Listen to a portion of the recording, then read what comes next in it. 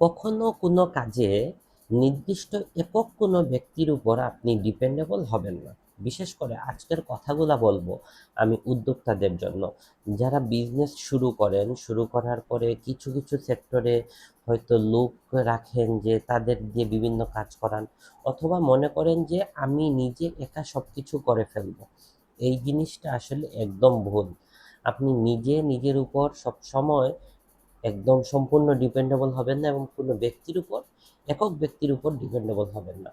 আপনার যদি এইভাবে টিম যদি গঠন করতে হয়, শুরুতে আপনি যেটা করতে পারেন, আপনার ফ্যামিলি মেম্বার কারো হেল্প নিন, একসাথে মিলে আপনারা কাজ করুন।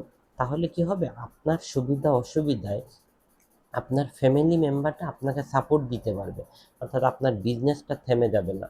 বাইরের যদি কোনো লোক নিয়োগ দেন, সেই ক্ষেত্রে কয়েকজন লোক রাখার চিন্তা ভাবনা করুন, কয়েকজনকে দিয়ে বিভিন্ন কাজ করান।